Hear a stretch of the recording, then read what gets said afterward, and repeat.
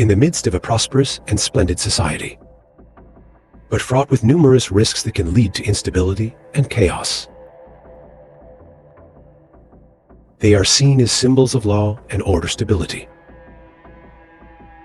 They are the sworn enemies of terrorists and criminals. An endless inspiration for Hollywood blockbusters. That's what people know about the SWAT Special Forces. But is this renowned police force truly as extraordinary as the media portrays? Don't hesitate any longer.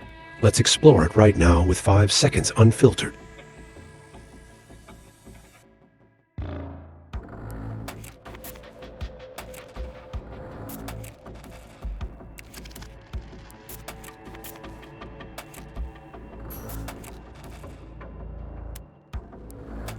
You might already know, SWAT, which stands for Special Weapons and Tactics, is a generic term for specialized units within the U.S. law enforcement.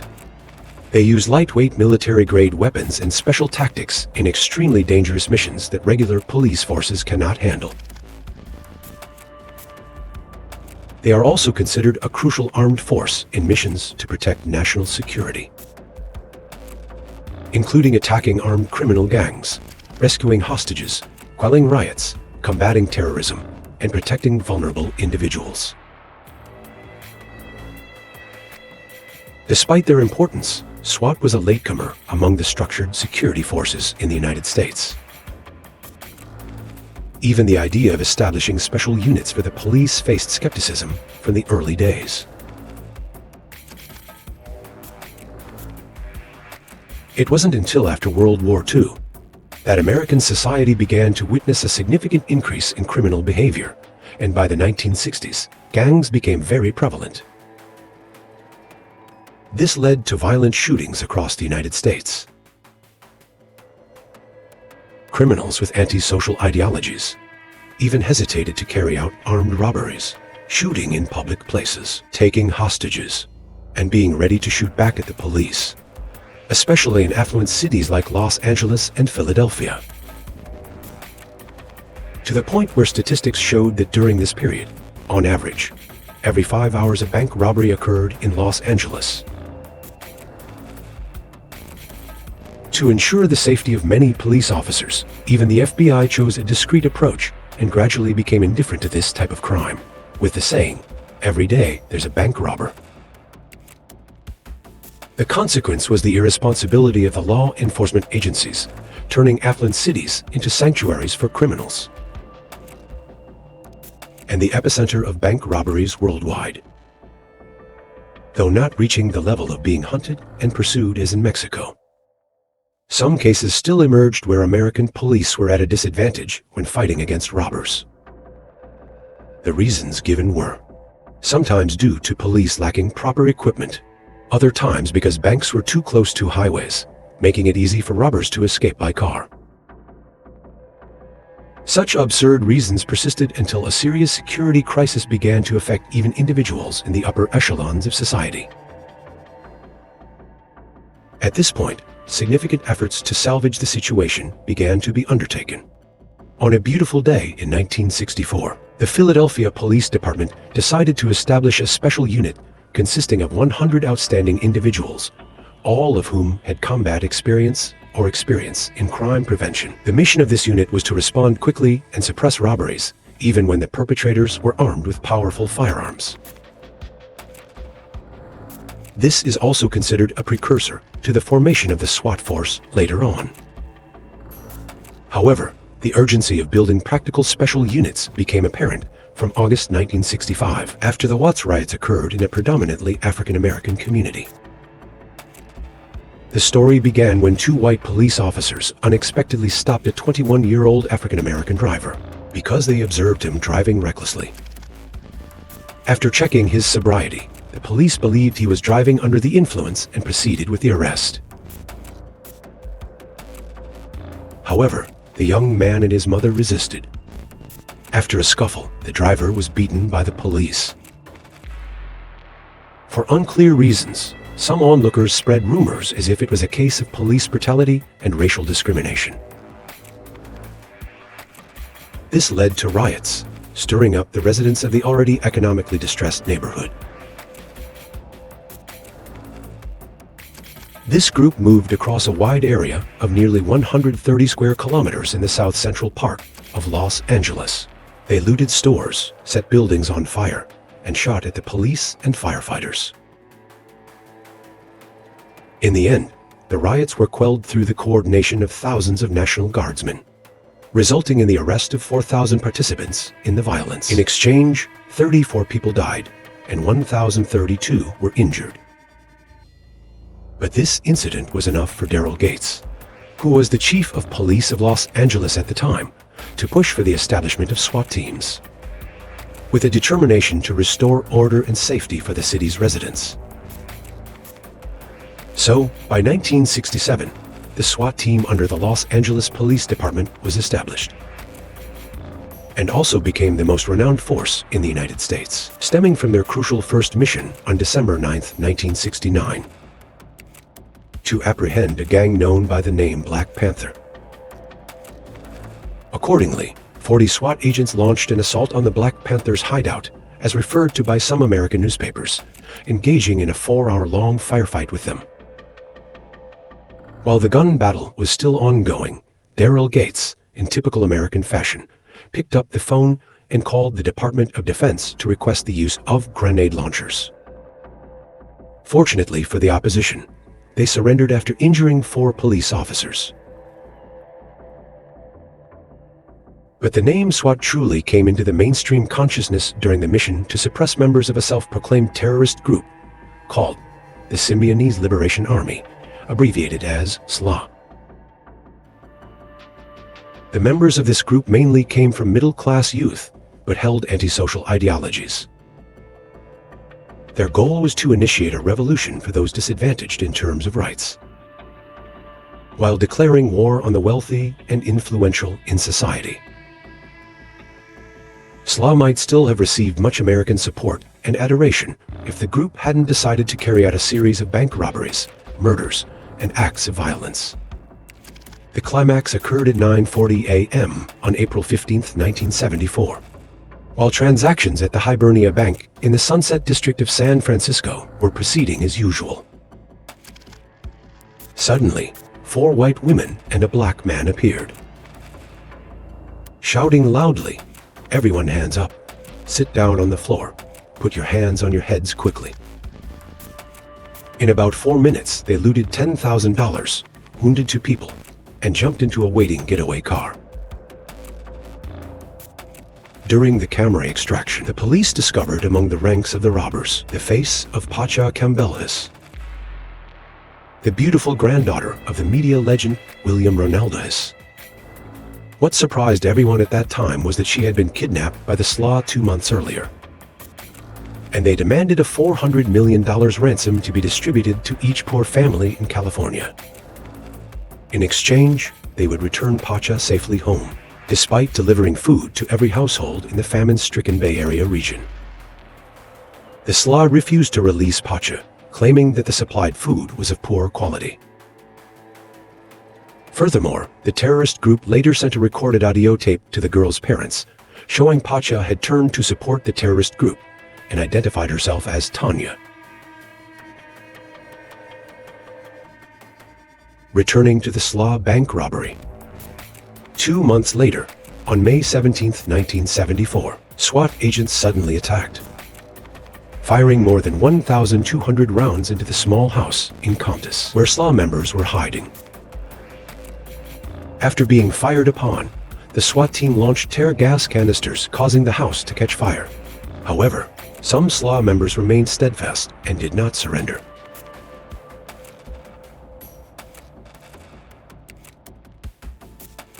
However, this event, along with the Watts riots and a series of anti-drug gang operations, underscored the need for SWAT units to be more professional with combat skills and specialized weapons. So, by 1983, efforts were made to enhance the combat capabilities of SWAT police. The United States sent 3 monitors to Europe to assess and learn techniques from units such as Germany's GSG-9. Francis Gyne, and the legendary SAS Special Air Service of the United Kingdom. The rigorous training program primarily focused on counterterrorism and hostage rescue. This laid the foundation for SWAT to refine its recruitment and training processes later on. Candidates aspiring to be SWAT members typically had to serve a certain period in law enforcement agencies. They also had to undergo physical fitness tests, written exams, interviews, and psychological assessments. Physical fitness was emphasized to ensure candidates could adapt to special tasks under challenging conditions. After selection, trainees had to go through various courses such as marksmanship, the use of explosives, sniper training, assault and defense tactics, martial arts, first aid, negotiation tactics, special weapons usage, marching, and survival skills. While retaking exams was allowed, only a few original candidates would eventually graduate and become fully fledged SWAT members.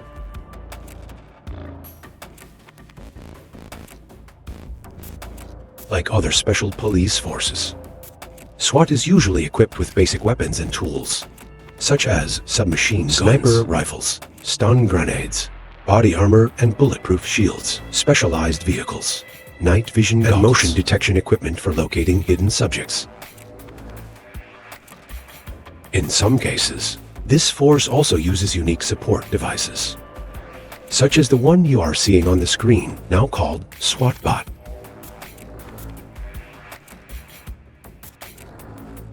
This robot, with a somewhat eerie appearance, resembles a mini-tracked armored vehicle with an added steel plate on top. This mobile shield is considered an extremely effective protection solution, especially in vulnerable hostage protection missions. It is also useful when advancing into the hideouts of dangerous criminals. In the moving state, all 3 shield pieces on the vehicle can be neatly stacked on the roof. Using a 25 horsepower diesel engine and rubber track chains weighing over 1 ton, can move on various terrains without significant obstacles. The operator just needs to press a button, and the 3 shield pieces will immediately unfold to protect up to 12 officers following behind.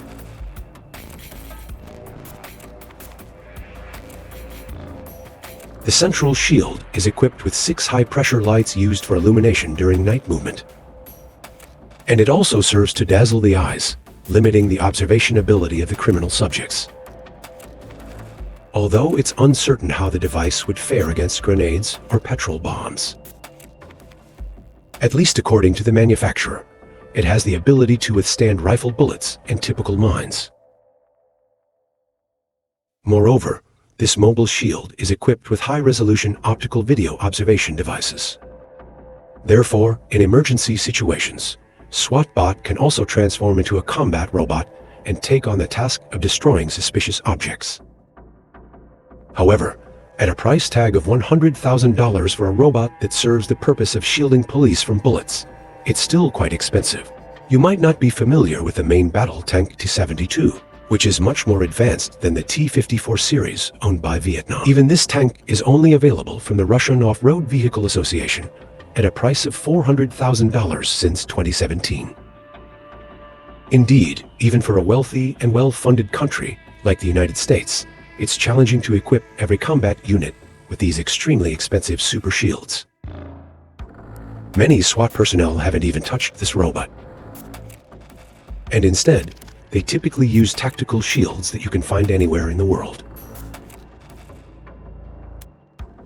But unlike riot shields, which are usually thin plastic panels with limited resistance to gunfire, these tactical shields have much greater durability. A large-sized shield that can cover the entire body of a SWAT officer typically weighs up to 13 kilograms.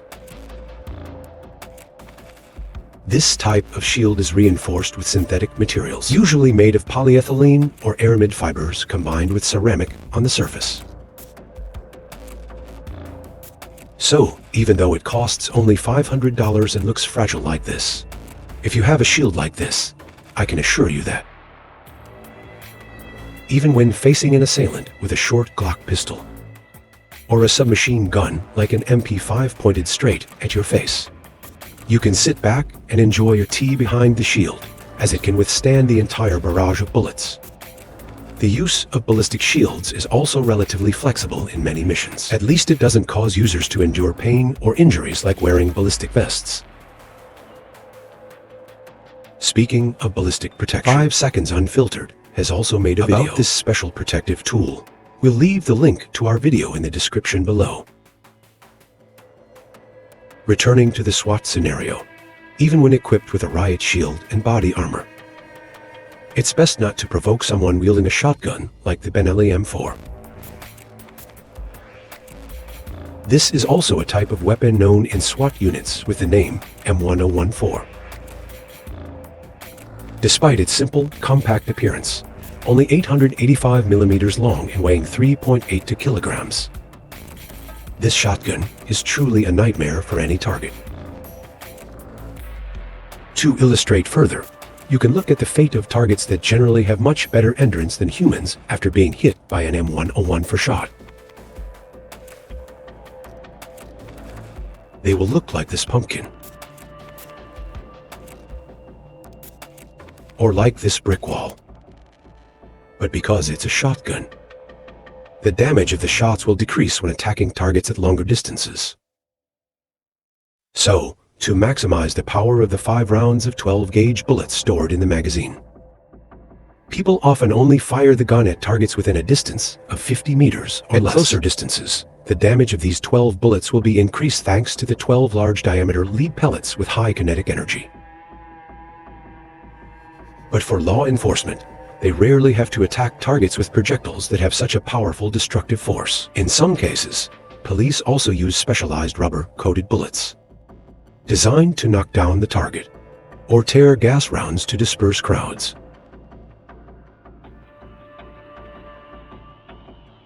Not only lightweight, the Benelli M4 also has minimal recoil and is very easy to control, to the point that a healthy young person can easily shoot accurately with just one hand by bracing against an object like this. This is also considered an advantage for the police in tasks such as protecting vulnerable individuals or rescuing hostages, because they can shoot with one hand while the other hand is used to gauge the position of the person to be protected or signal to teammates. But clearly, a shotgun, no matter how powerful, cannot be the primary weapon in a gunfight with criminals.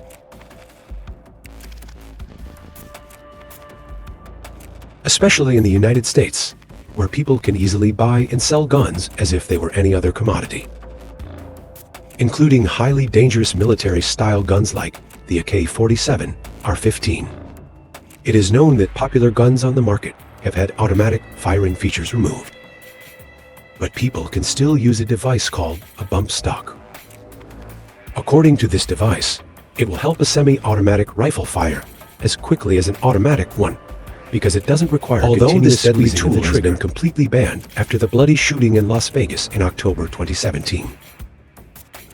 According to some sources, this type of bump stock is still hidden or smuggled on the deep web or black markets.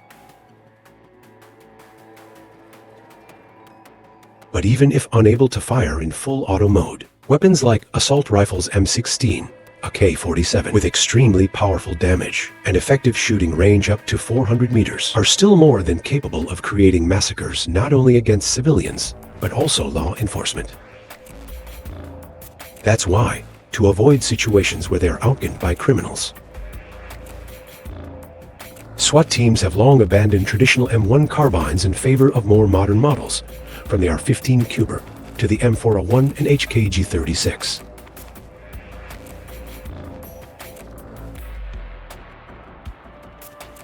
But the most impressive among them is probably the M401. It is a direct descendant of the M16 series, but this rifle is particularly favored for its durability and compact size. With a length of only 840 millimeters, it is very suitable for gunfights at distances under 200 meters. Within a shooting range of 500 meters, the M401 proves to be highly effective, thanks to the 5.56 millimeters caliber, providing excellent armor-piercing capabilities. The rifle also boasts a firing rate of nearly 900 rounds per minute, far exceeding the 600 rounds of the popular AK-47 worldwide. Moreover, The rifle is highly customizable. It can be equipped with specialized tactical accessories used by SWAT teams, such as flashlights, laser pointers, foregrips, and optical scopes. These accessories give SWAT teams an advantage in range, speed, and accuracy against daring criminals.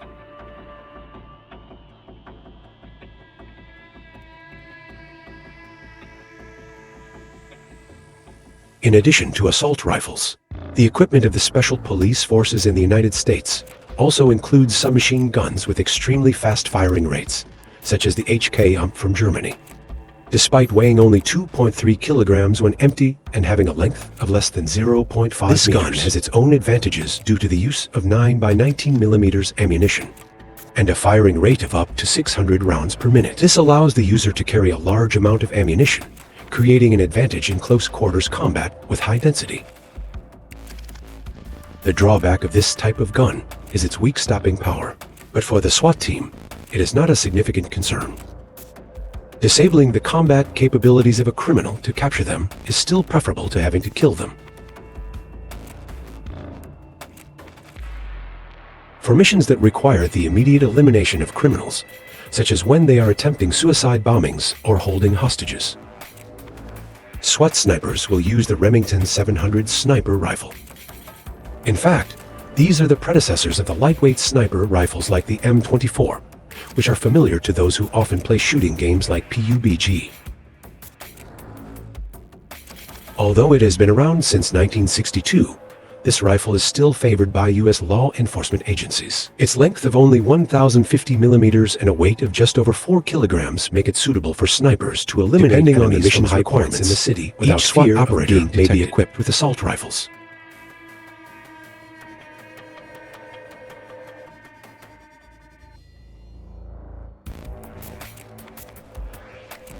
Submachine guns, sniper rifles, or a ballistic shield. In addition, they may carry a semi-automatic pistol as a secondary weapon. Common choices include the Colt M1911, M9 Beretta, and sometimes the P226, which are widely used around the world. Although just a secondary weapon, having a handgun is very useful in case you are approached with only a shield or a slow-firing sniper rifle. But with a P226 weighing only 964 grams with ammunition in the magazine, you can easily draw your pistol while moving and engage criminals at distances up to 50 meters in dangerous situations. Or take advantage of the terrain, moving back and forth while shooting. Furthermore, the P226 has proven to be a durable, reliable, and well-manufactured handgun. So, when using this handgun, you don't have to worry about the gun malfunctioning or jamming during critical situations. Among the military equipment we've discussed, which one impressed you the most? Or is there any SWAT equipment that we haven't covered? Leave the names in the comments below. Don't forget to subscribe and hit the notification bell to continue accompanying 5 Seconds Unfiltered on future journeys.